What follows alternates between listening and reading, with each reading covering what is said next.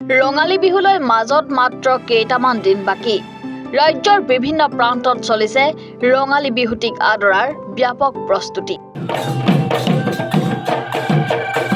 হদিয়াৰ পৰা ধুবুৰীলৈকে এতিয়া ঢোল পেপা গগনাৰ মাতত ৰঞ্জনাই আছে ৰাজ্যৰ আকাশ বতাহ ব্যতিক্ৰম নহয় শিৱসাগৰ জিলাৰ কহাৰ গাঁৱৰ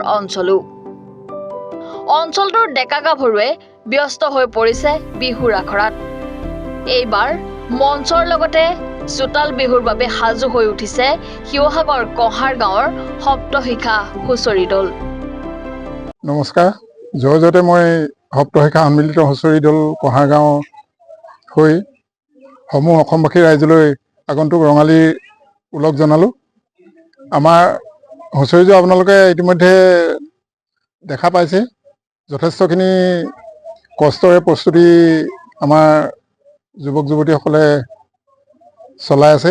আমি ভাবিছোঁ এযোৰা খুব শৃংখলাবদ্ধ হুঁচৰি ৰাইজৰ আগত পৰিৱেশন কৰিবলৈ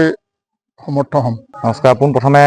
সংবাদদাতা সকলোলৈকে আগন্তুক ৰঙালী বিহুৰ ওলগ জনোৱালৈকে অসমবাসীৰ সকলোলৈকে আগতীয়াকৈ ৰঙালী বিহু ওলগ জনালোঁ মা সপ্তশিখা হুঁচৰি দলটি আজি এইবাৰৰ দ্বিতীয় বৰ্ষ যোৱা বছৰৰ পৰা সপ্তশিখা হুঁচৰি দলটি গঠিত হৈছে এই বছৰ প্ৰায় এমাহজোৰা কাৰ্যসূচীৰে আজিৰ তাৰিখত আমি উপনীত হৈছোঁহি আমি মঞ্চ বিহুৰ লগতে আমি মুকলি বিহু উপস্থাপন কৰিব সপ্তশিখা সন্মিলিত হুঁচৰি দলে ইয়াৰ স্থানীয় কহাৰ গাঁৱৰ সকলো অভিভাৱক তথা যুৱক যুৱতী সকলো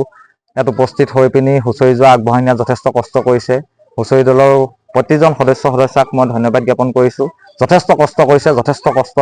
বিনিময়ত আজিৰ তাৰিখত এযোৰা ভাল মানে হুঁচৰি হিচাপে আমাৰ এই অঞ্চলত